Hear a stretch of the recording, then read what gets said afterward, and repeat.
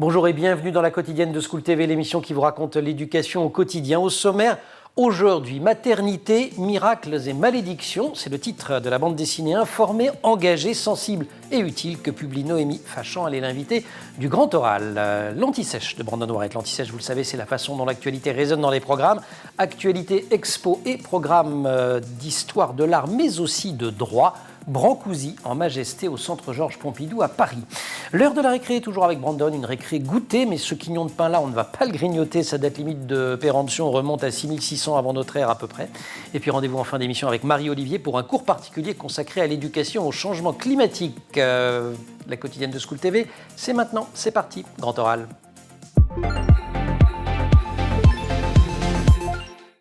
Sur Instagram, elle est Médusa Gorgone avec un A, Maédusa Gorgone. 117 000 abonnés au compteur le jour où j'ai vérifié. Dans le civil, Noémie Fachant, autrice de bande dessinée et animatrice d'ateliers de sensibilisation au sexisme en entreprise et dans des lycées. Elle publie chez Hatier Parents Maternité, miracles et malédictions. Et elle est l'invitée du Grand Oral. Noémie, bonjour. Bonjour. Super bouquin, je le dis tout de suite, avec un sous-titre qui dit « Portrait au pluriel pour questionner les injonctions à la parentalité ». C'est un livre résolument engagé du côté des femmes, contre toutes les formes de discrimination, mais c'est aussi un livre qui pose des questions plutôt qu'il impose des réponses. Voilà. Oui, exactement. C'est vraiment un livre qui soulève beaucoup plus de questions qu'il ne propose de réponses, parce que les injonctions faites à la parentalité, elles sont multiples, elles sont variées, elles sont souvent contradictoires, elles sont souvent oppressives, elles rejoignent des discriminations, le racisme, le sexisme, le validisme. Donc voilà, c'est vraiment une BD solidaire, des parents comme des non-parents, qui soulève beaucoup de questions. Avec de votre part le souci de ménager quasiment toujours des issues positives. C'est-à-dire que vous présentez des situations qui peuvent être très problématiques, très douloureuses d'ailleurs, mais il y a de l'espoir, il y a une lumière au bout du tunnel.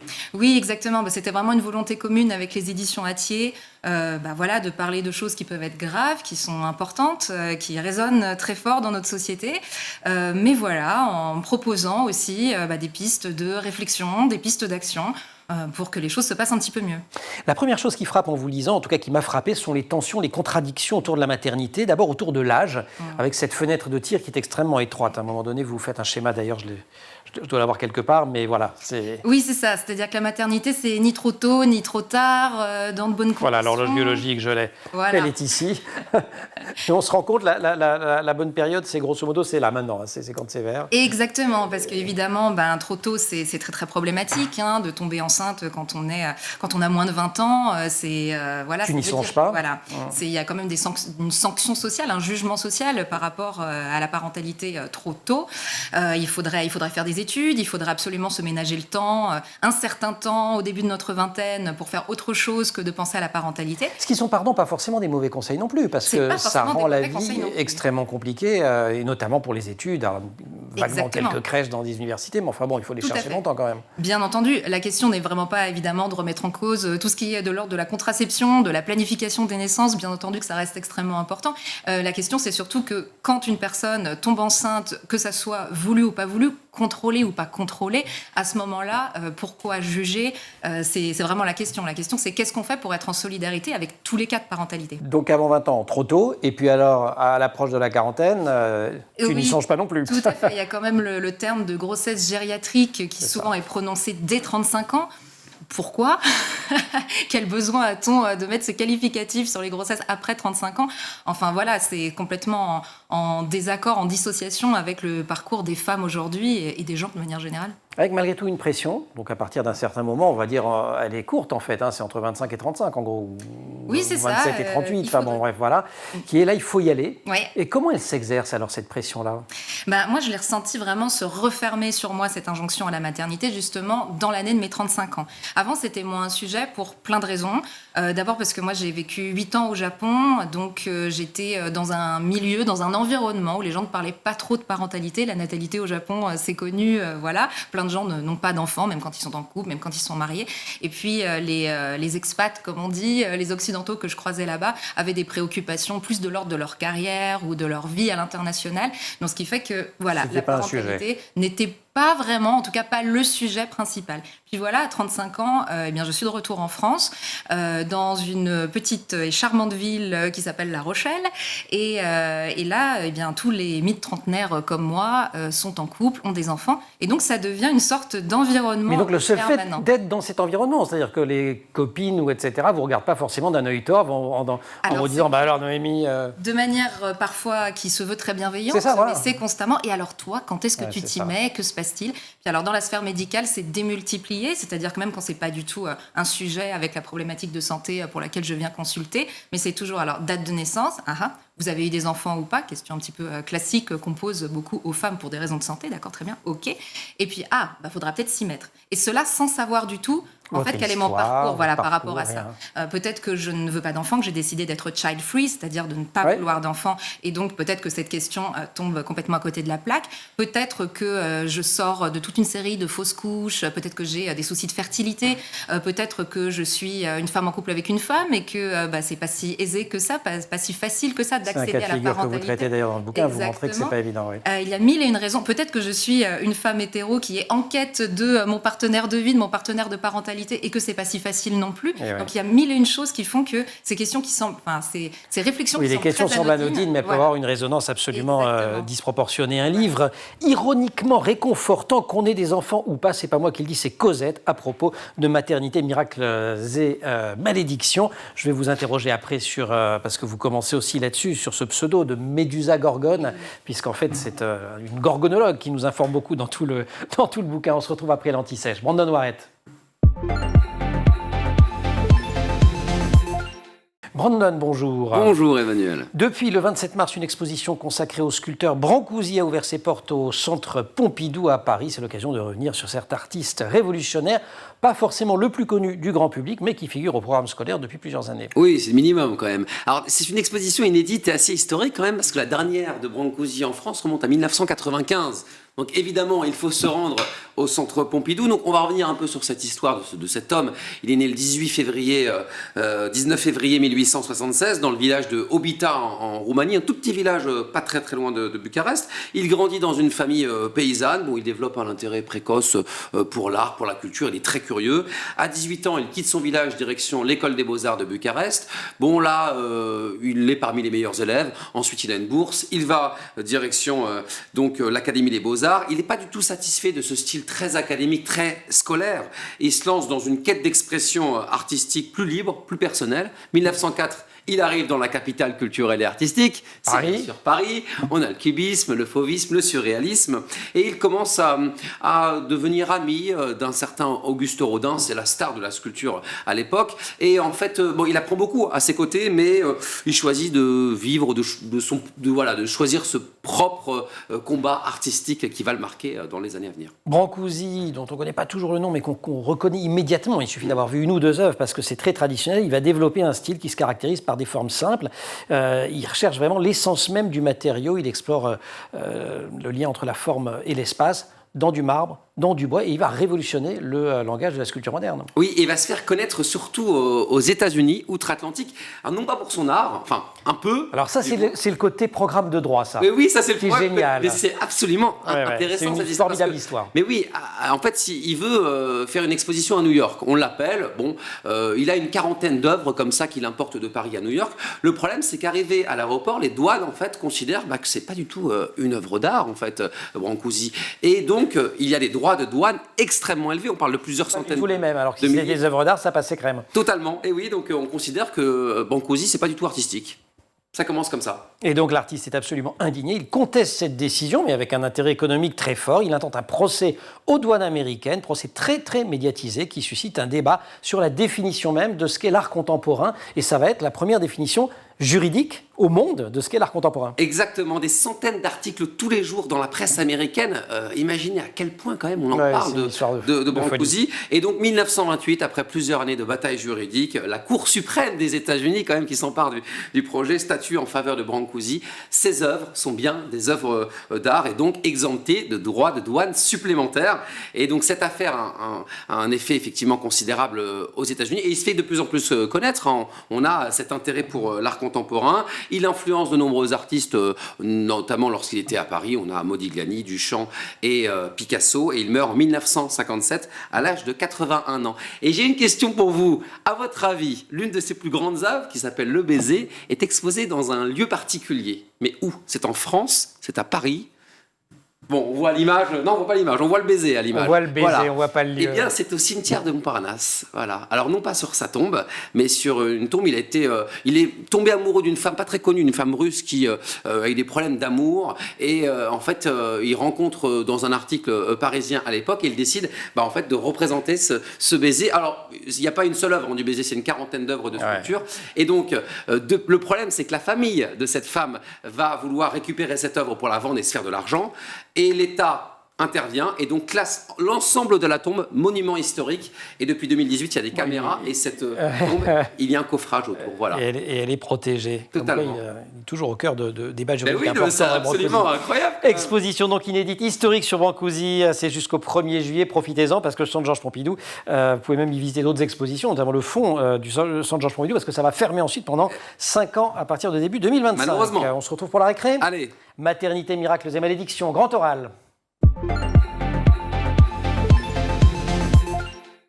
Maternité, miracles et malédictions, un livre qui se présente essentiellement sous forme de portraits, je crois qu'il y en a 19, et autant de situations, au mieux inconfortables, au pire franchement défavorables. Il est donc signé Noémie Fachon, alias Médusa Gorgone sur Instagram. Alors, vous proposez dès le début du livre une relecture du mythe, que vous, c'est pas la première fois d'ailleurs, enfin vous faites aussi sur Instagram. Oui, tout à fait. Racontez-nous cette histoire-là et pourquoi finalement ça raconte quelque chose sur la maternité. Ben oui, en fait, ce mythe de Méduse, il est vieux comme le monde, mais en général, en Occident, nos générations, nous on connaît la version qu'en donne Ovide dans les fameuses Métamorphoses, un livre qui a eu un certain succès à travers l'histoire et l'histoire de l'art. Voilà, donc Ovide nous dit que Méduse, c'est une divinité primordiale, antérieure au dieu de l'Olympe, et qu'au moment où les Olympiens, Zeus et compagnie prennent le pouvoir, eh bien, elle se fait prêtresse d'Athéna. Et puis un jour, Poséidon, le dieu de l'océan, qui est connu aussi pour sa brutalité, ses accès de colère, pénètre dans le temple d'Athéna, viole Méduse. Et dans la version d'Ovide, eh bien, Athéna, extrêmement choquée de ce crime qui a eu lieu dans sa propre maison, décide de punir Méduse en leur transformant son apparence, en changeant sa chevelure en nid de serpent et en lui donnant le fameux regard pétrifiant. Le regard qui tue, voilà, enfin qui pétrifie en l'occurrence. Exactement, qui pétrifie. Et donc dans la version d'Ovide, Méduse va se réfugier dans une grotte avec ses sœurs les Gorgones, qui sont immortelles, qui ne craignent pas ces œillades assassines. Et puis, au bout d'un moment, Persée, le héros des héros grecs, parvient à s'approcher de Méduse à l'aide d'un miroir, la décapiter. On applaudit Persée. Et voilà, donc c'est un mythe qui soulève beaucoup de questions en fait, avec un regard contemporain, féministe, avec voilà les personnes d'aujourd'hui que nous sommes, on peut, oui. Et il y a une autre version. Oui, tout à fait, il y a une autre version. La version que les féministes aiment bien, c'est quand même une version où ce geste de donner un regard pétrifiant, ça n'a rien d'une punition. En fait, c'est un cadeau, ou plutôt une façon pour Athéna de donner à Méduse un moyen de se défendre. Ce qui fait quand même sens. Si on s'approche d'elle.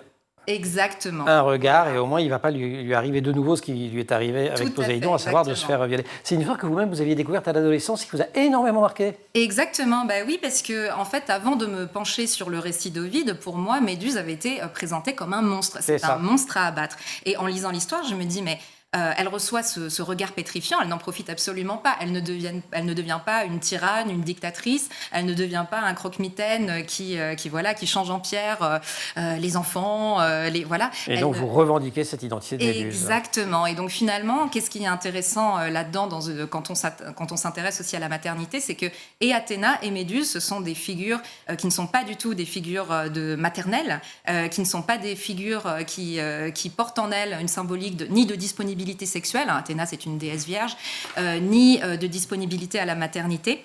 Et donc finalement, moi sur mon compte Instagram, les personnes coiffées de serpents, les gorgones et les gorgons d'aujourd'hui sont toutes les personnes qui sont victimes du sexisme dans notre société. Et puis les Persée quelque chose, les Persée Jean-Charles, les Persée, ça va être les hommes qui nous tiennent des propos problématiques. Et les hommes qui persécutent. Voilà. Et les hommes qui persécutent, vous faites exactement. un petit jeu de mots dans le livre, si je me souviens bien. Vous avez classé les différentes formes de maternité en plusieurs grandes familles. La première, c'est tout ce qui touche à la charge parentale et contraceptive. Oui, absolument. Ben, c'est en effet l'écart de charge parentale aujourd'hui. On a beaucoup d'organisations qui les mesurent, bien que nous soyons dans une société relativement égalitaire où les hommes et les femmes sont égaux en droit, où nous avons tous accès, bien entendu, à une vie professionnelle, etc. Cette charge domestique, elle n'est pas du tout également répartie dans les couples hétéros, du moins. On se dit tous que ça avance, mais les chiffres, malheureusement, sont têtus, aussi bien sur la charge des tâches ménagères à la maison, les salaires, les carrières, tout. Exactement. Donc voilà, parfois, certains indicateurs montrent que les écarts se réduisent, mais quand même pas très vite. Et donc, on est quand même dans des situations où souvent la parentalité vient exacerber ces inégalités dans le couple. Charge contraceptive, pareil. Mais la charge contraceptive aussi, c'est un sujet. Beaucoup de personnes s'en emparent, que ce soit des féministes, que ce soit des hommes aussi, qui veulent prendre en main leur propre fertilité et leur propre contraception. Mais le fait est qu'aujourd'hui, quand on est un homme, on n'a pas un accès très aisé à la contraception. Les moyens contraceptifs existent, mais bien souvent, dans les couples hétéros, ce sont quand même encore les femmes qui prennent en charge. C'est elle d'y penser. La deuxième grande famille, c'est celle de la culpabilité maternelle. Oui, vaste sujet. C'est vraiment 50 nuances de culpabilité maternelle. Ça va avec, on dirait. C'est le package. Et à un moment, le personnage de Maëdusa dit je ne crois pas qu'il y ait de perfection. Enfin, on nous met en tête qu'il faut performer la maternité et il faudrait qu'on soit parfaite sur tous les plans. Mais ce qui est sûr, c'est que ça ne marche pas et que très souvent, on apprend ce que c'est la culpabilité en regardant ce que vit sa maman. Oui, exactement. Il y a une phrase, vous citez cette phrase. Vous citez d'ailleurs une autrice, si je me souviens bien quand vous en parlez. Je l'ai noté quelque part. Je vous le retrouverai tout à l'heure. Cette deuxième BD, Maternité, miracles et malédictions. La première s'intitulait L'œil de la Gorgone, était sortie chez Le Duc. La deuxième, c'est chez Atti. On retrouve Noémie Fachan juste après la récré. Pas de farce pour ce 1er avril, Brandon. Et non, pour une fois. Vraie découverte. Ah non, les farces, c'est tous les jours. Oui, c'est ça. Un des plus vieux pains, PAINS, de l'humanité. Eh oui. C'est exactement ça. Alors, un pain bien complet, mon cher Emmanuel. À votre avis, il a quel âge, ce pain? Moi, je sais, vous m'avez dit c'est 6600. Non, 8600. C'est 6600 avant notre ère. Voilà. Si vous ne m'écoutez pas. Non, j'attends, je me suis dit. Oui, effectivement, mais imaginez quand même. 8600. Oui, ça fait beaucoup. Alors, où est-ce qu'on l'a trouvé? On l'a trouvé sur l'un des sites les plus importants, un site d'archéologie les plus importants. C'est dans le sud de la Turquie, sur le site de Katalowik. Et donc c'est dans le sud, c'est une ville classée au patrimoine mondial de l'UNESCO d'ailleurs. Alors en fait les chercheurs ont mis énormément de temps avec des étudiants depuis de nombreuses années à trouver. On avait dit il y a quelques années qu'on aurait pu retrouver quelque chose ici, et là il y a eu 3 ans de travail quand même avec ces étudiants. Ils ont retrouvé un artefact et il fallait s'assurer que c'était bel et bien du pain. Exactement, c'est exactement cela. Donc c'est plus petit qu'une miche de pain. Il n'a pas été cuit, il a été fermenté, a survécu jusqu'à aujourd'hui grâce aux amidons qu'il contient. Et les chercheurs ont estimé que le pain avait été préparé avec de la farine, avec de l'eau, et posé ensuite près du four pour que la pâte repose. Et donc cette fine couche de terre qui a permis de retrouver donc, cette ville classée au patrimoine mondial de l'UNESCO. En fait, il y a un combat depuis quelques années avec la Turquie et la Jordanie parce qu'on disait depuis quelques mois que ce serait le plus vieux pain de l'humanité. Eh bien non, parce qu'en 2016, on avait retrouvé un autre pain. C'était quelques petits morceaux. Alors là, il est plus gros, effectivement, donc c'est un exemple qui n'existe pas ailleurs. Mais il y a un pain qui existait il y a 14 400 années. Donc, les débuts de la boulangerie. Mais oui, exactement, 4000 ans avant la découverte, l'invention de l'agriculture. Information que nous rapporte Mon Quotidien. On reste effectivement du 21 mars. Playback. Voilà, notre partenaire. Merci beaucoup. Et tout ça n'est pas un poisson ni un pain d'avril. Oui, ça va. Allez, on enchaîne. Grand oral.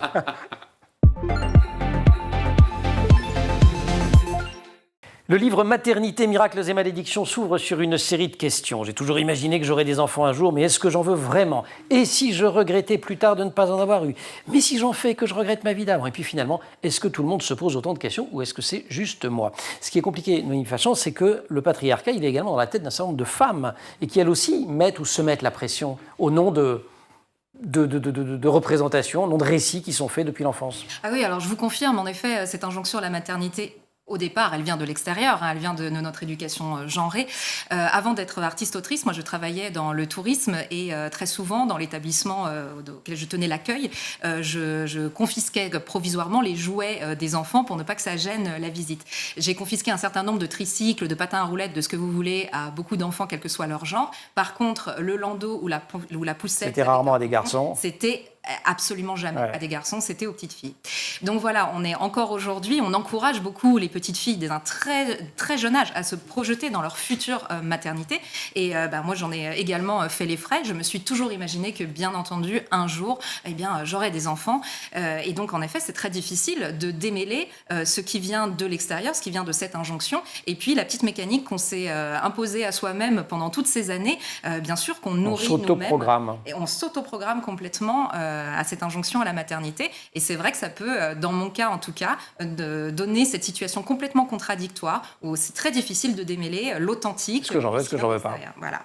Vous le disiez en tout début d'émission, le livre décrit plein de situations. Vous êtes quasiment dans une logique intersectionnelle. Hein. Vous montrez des situations dans lesquelles les femmes cumulent les défis. Il y a le handicap, la grossophobie. Là, vous citez Ève Cambrelin qui dit « tout est fait pour qu'on ne s'aime pas ». Tout est lié, tout ce qui empêche. Oui, c'est-à-dire qu'en fait, je pense que la parentalité, ça fait partie d'une des dimensions de l'existence où toutes les discriminations sont démultipliées. C'est-à-dire que si vous êtes déjà une personne racisée, vous êtes confronté au racisme régulièrement, et au moment de la maternité, il y a également... Ça rajoute une couche. Exactement, tout à fait. Vous allez avoir un traitement différencié par rapport aux personnes blanches qui ont des enfants. Couple lesbien, vous donnez l'exemple d'ailleurs dans le bouquin, pareil. Le couple lesbien, les personnes transgenres également. Donc, le couple lesbien, il prend des deux côtés d'ailleurs. Parce qu'il y a le côté un couple lesbien qui a des enfants lesbiens sérieux, mais il y a aussi de la part parfois de militantes également féministes lesbiennes de dire « Ouh là là, mais ça c'est un schéma patriarcal, pourquoi vous avez un enfant ?» Elles perdent à tous les coups apparemment. Tout à fait, c'est exactement le problème. En effet, ce sont des injonctions qui viennent de tous les côtés. Ouais. Question d'éducation, dites-vous, tout cela, l'éducation genrée fixe et brouille les repères. Oui, c'est ça, c'est que finalement, nous sommes censés être des individus avec des désirs originaux, et puis aussi, on a des parcours de vie qui devraient nous amener à faire des choix selon aussi les opportunités, les rencontres de notre existence. Mais le fait d'être comme ça, programmé depuis l'enfance à penser à une éventuelle maternité, oui, ça brouille les repères. Page 130, il y a la figure de Myriam, parce qu'elles ont tout un nom. Elle consulte le gorgonologue. Oui, la gorgonologue, d'ailleurs, c'est ça le dispositif dramaturgique, j'allais dire, de cette bande dessinée. Ouais. Et donc, Myriam débarque. Et alors là, Myriam, c'est le tabou absolu. Oui. C'est le regret d'avoir eu des enfants. Oui, exactement. Alors, on en parle de plus en plus ces dernières années quand même, mais ça reste encore un grand tabou. Et donc là, on parlait de culpabilité tout à l'heure, culpabilité maximale souvent qui s'abat sur les parents, notamment les mères, qui ont ce discours et qui disent bien entendu, j'aime mon enfant. Mes enfants. J'aime mes enfants, j'aime mon enfant, ce n'est absolument pas la question. Mais le fait est que cette destinée maternelle, tout ce qui va avec la maternité dans notre société, j'ai horreur de ça. Et la réalité, c'est que je regrette d'avoir choisi cette voie. C'est un discours très, très compliqué parce qu'on est aussi... C'est quasi intenable en vrai. C'est intenable et en plus de cela, ça nous empêche pas du tout d'avoir un discours qui est très réel sur le fait qu'on est dans une société où les enfants aussi sont victimes de violences multiples et variées et on est dans une société adultiste avec une vraie domination adulte. Donc il ne s'agit absolument pas d'oublier cette dimension-là quand on dit « je regrette d'avoir des enfants ». C'est pas du tout la question. Pour terminer, je voudrais que vous nous parliez de celle-là. Alors celle-là, c'est Madeleine. Je vais vous dire, c'est celle qui m'a le plus touchée. Écoutez, c'est celle qui m'a le plus touchée aussi. J'ai pleuré en écrivant le portrait de Madeleine, en le dessinant, en faisant la relecture. Voilà, je vais probablement pleurer maintenant. Je plaisante. Allez, j'ai l'alarme à l'œil, donc il faut y aller. On sera deux. Madeleine, c'est ma grand-mère maternelle que je n'ai jamais connue parce qu'elle est morte en couche. Voilà, donc c'est une femme parmi ces très nombreuses femmes qui ont été broyées finalement par le patriarcat. Madeleine, elle a eu 3 enfants. Sa 3e grossesse s'est mal passée. Le 3e accouchement s'est mal passé. Donc les médecins, à l'époque, on est dans les années 60, lui disent il ne faut plus avoir d'enfants. Sauf que dans les années 60, on n'a pas accès aux moyens de contraception actuels. Les préservatifs existent, mais ils ne sont pas monnaie courante, notamment dans les couples mariés. Voilà, ça ne se fait pas. La pilule, ce n'est pas encore... Résultat, un jour elle est enceinte.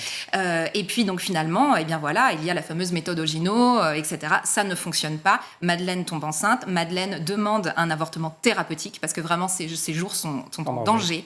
Et on lui refuse au nom de certains principes. Donc c'est une femme qui va être envoyée finalement à la mort. Et ça a beaucoup marqué la lignée de femmes dans ma famille. Ça a beaucoup marqué évidemment ma mère. Ça a beaucoup marqué moi et mon élève. Et vous-même. Voilà. Et le thème de ce livre ? Je vous fais la consultation psy comme ça, gratuit, ça vous va ? Merci, je ne prends pas de chèque à la fin. Vous restez avec nous, on va parler pédagogie, quelque chose qui concerne encore les enfants. Maternité, miracles et malédictions, super bouquin, c'est chez Hatier, signé Noémie Fachan, que vous retrouvez sur Insta, Médusa Gorgone. Pour l'heure, nous accueillons Marie-Olivier pour le cours particulier. Brandon, merci. Merci Emmanuel.